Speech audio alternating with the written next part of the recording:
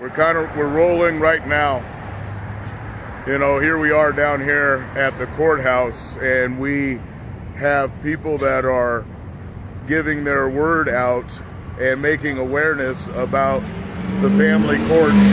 We're right here in Denver, Colorado.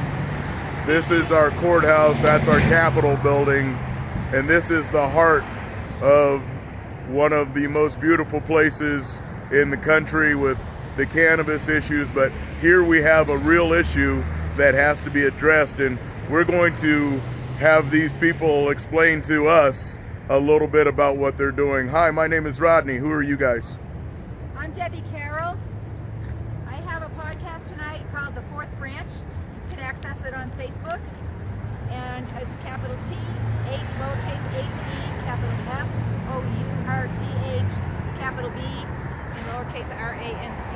Okay, I'm going to ask you to do that one more time because I really don't have an exterior microphone, so almost yell at me. Okay.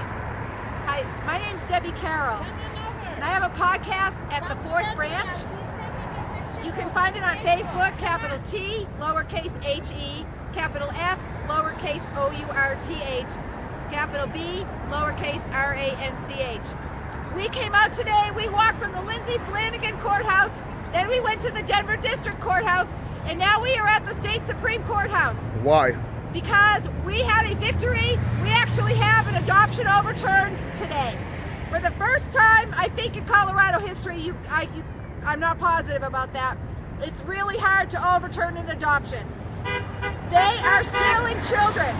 Our government, using Child Protective Services and revenue maximization companies, are profiling children, handicapped and elderly, to take their federal benefits in matches by the federal government for state spending.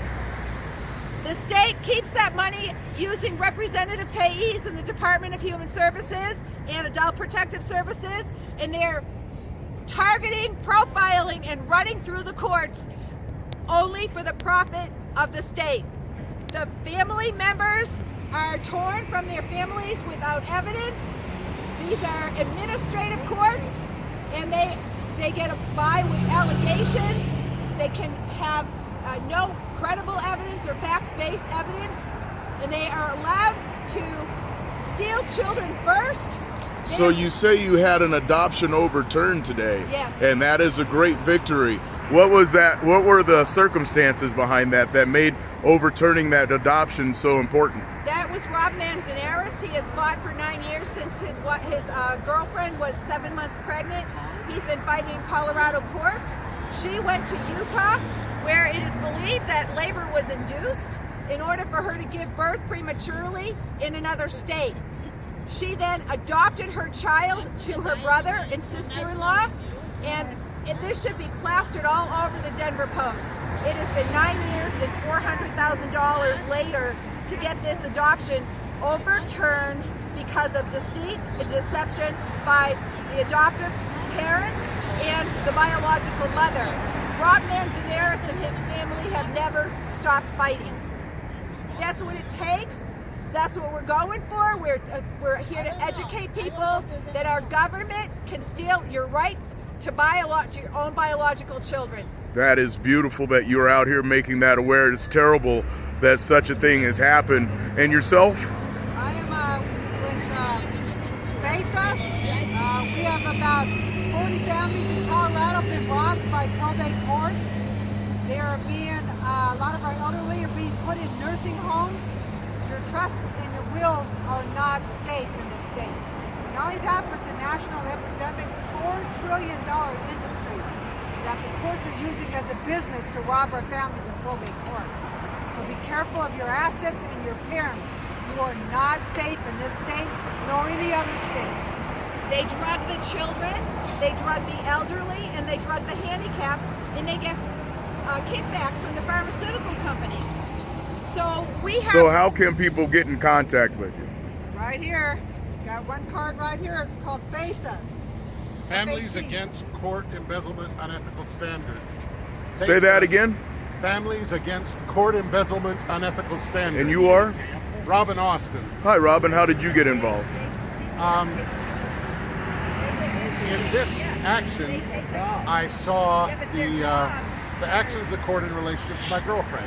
Her family had about, well, what would be over $5 billion in assets by now that was defrauded from them by lies in court that were permitted and that were allowed and that were basically endorsed by the actions of the judge and the court.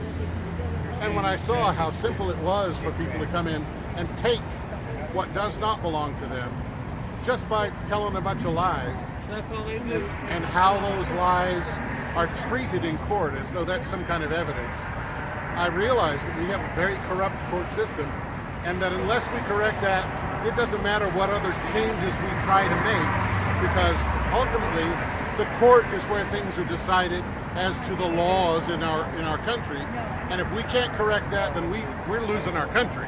And so that's pretty much what you're saying as well, then. Absolutely. You cannot, do not try to go to probate court to get justice. You will not find justice.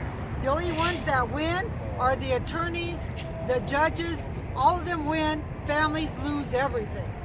And yours is with the children. Mine is with children. Family court traffics children between one parent and the other, and they are just destroying relationships for children to their parents. How did they get in touch with you? You can reach us at the Fouth, me at the Fouth. At the Fouth, yes, right, that's right.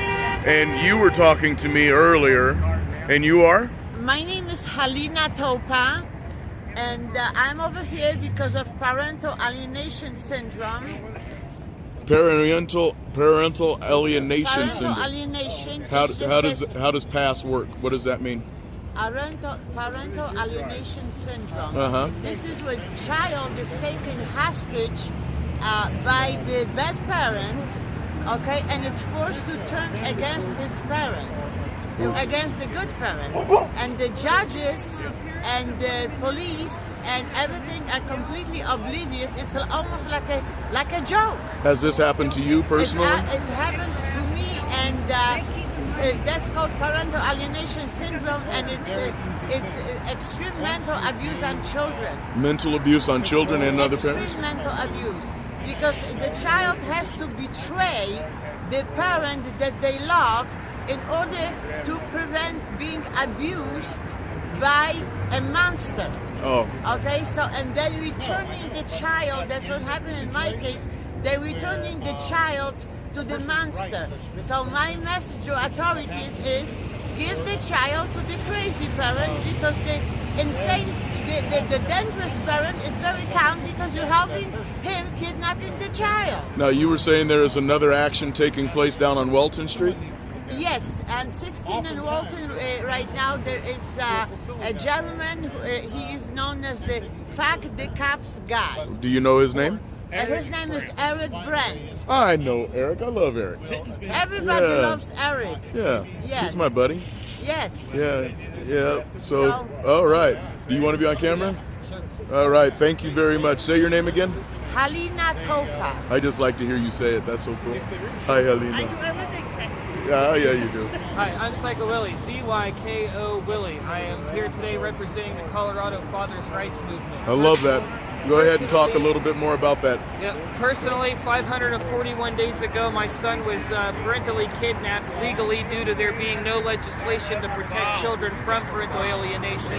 I have since filed for divorce, lost everything that I had and pretty much of my personal assets of my whole entire life due to the sabotage that there is nothing in place to, protect parents and children from.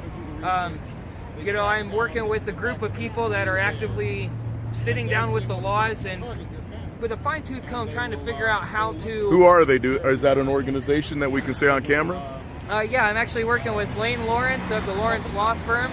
Philly Slim is also putting his input in, along with plenty other fathers across the nation.